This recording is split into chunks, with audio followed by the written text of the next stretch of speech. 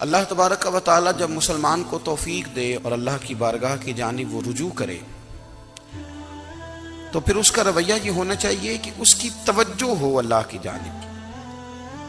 ہمارے ہاں تسبیحات پڑھ لی جاتی ہیں اگر کبھی موقع ملے، لیکن وہ خاص انہماک، وہ خاص شوق، وہ خاص ذوق اللہ تبارک و تعالیٰ کی عبادت کا. ایک ہوتا ہے نماز پڑھنا، ایک ہوتا ہے اہتمام کے ساتھ نماز پڑھنا، یعنی ذرا وقت پہ اٹھنا، ذرا صحیح کر کے وضو کرنا، ذرا شوق سے مصلی بچھانا. ایک ہوتا ہے تسبیح پڑھ لینا، اور ایک ہوتا ہے ذرا تھوڑا سا نا شوق کے ساتھ اللہ کو یاد کرنا. آپ کبھی جو میں نے آیہ کریمہ پڑھی اس کی آپ شان نزول دیکھیں. نبی کریم صلی اللہ تعالی علیہ وسلم کے نا کچھ صحابہ اللہ کی محبت کے شوق میں حضور کی بارگاہ میں حاضر ہوئے. انہوں نے آ کے عرض پتہ کیا کیا؟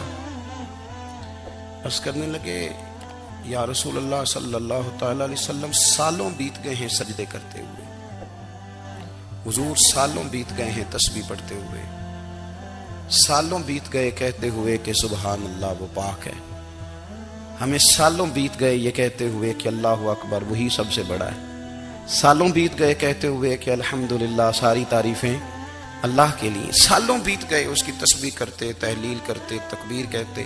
حضور اب نہ ہمارا اپنے رب سے ملنے کو جی چاہتا ہے.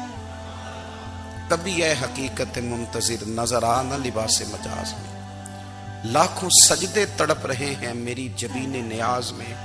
اور اقبال کہنے لگے کہ تیرے عشق کی انتہا چاہتا ہوں، تو میری سادگی دیکھ کیا چاہتا ہوں، میرا ذرا سا تو دل ہے مگر شوق اتنا، میں وہی لن ترانی سنا چاہتا ہوں.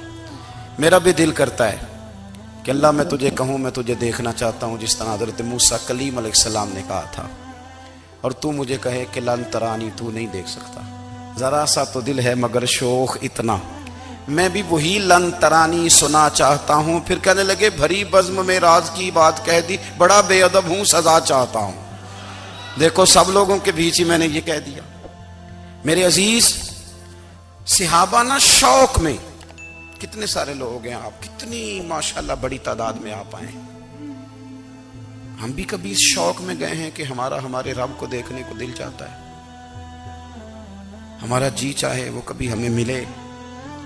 حضرت عبداللہ ابن عمر رضی اللہ تعالیٰ عنہ حضرت عمر کے صاحبزادے، مکہ مکرمہ میں ان کی قبر ہے.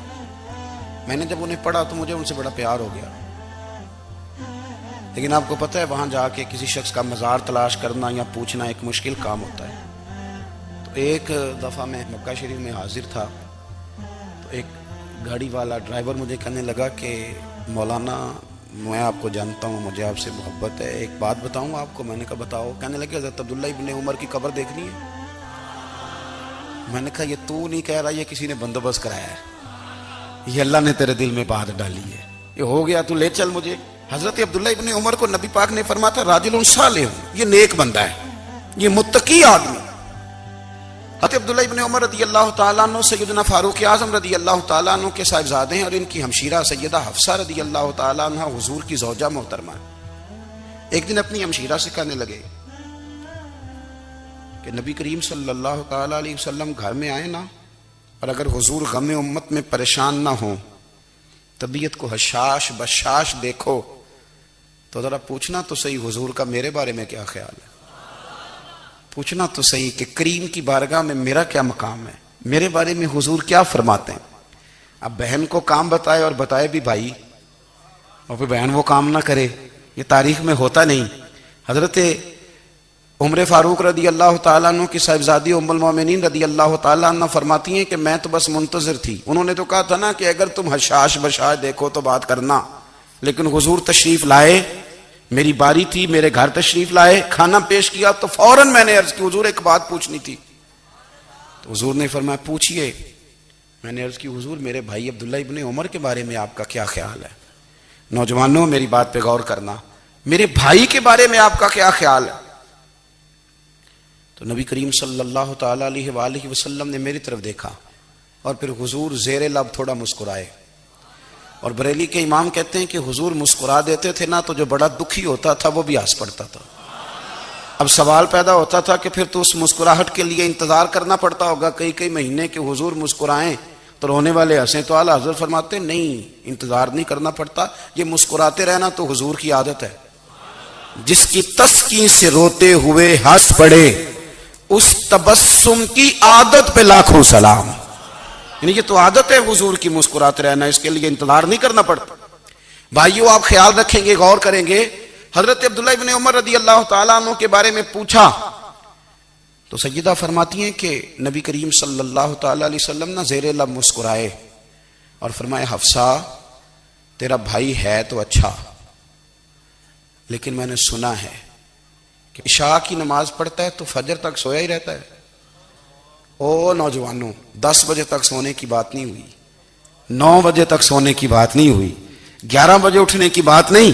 حضور فرمانے لگے میں نے سنا ہے کہ عشاء کی نماز پڑھ کے سو جاتا ہے اور فجر تک سویا ہی رہتا ہے، اسے چاہیے کہ تہجد کے وقت اٹھا کرے، اللہ کی بارگاہ میں حاضر ہوا کرے، آہوزاری کرے، سجدے کرے، عبادت کرے۔ اٹھتا ہے اور فجر میں جا کے اٹھتا ہے۔ حضرت جناب حفصہ رضی اللہ تعالیٰ عنہ کہتی ہے میں نے جناب عبداللہ ابن عمر کو پیغام دیا اور میں نے کہا میرے جوان بھائی سن، نبی پاک نے فرمایا ہے تو اچھا پر تہجد میں نہیں اٹھتا، نفل نہیں پڑھتا۔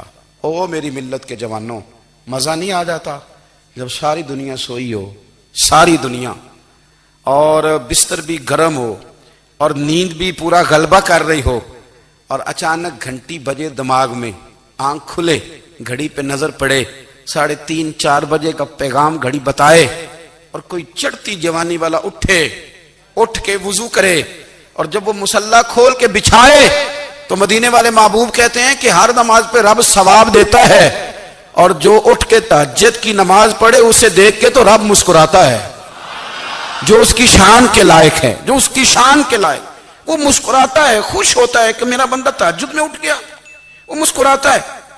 کاش ہماری صبحیں کبھی اپنے مالک کے نام ہو جائیں۔ مزید نئے ویڈیوز کے لیے میرے چینل کو سبسکرائب کریں اور بیل آئیکن ضرور دبائیں۔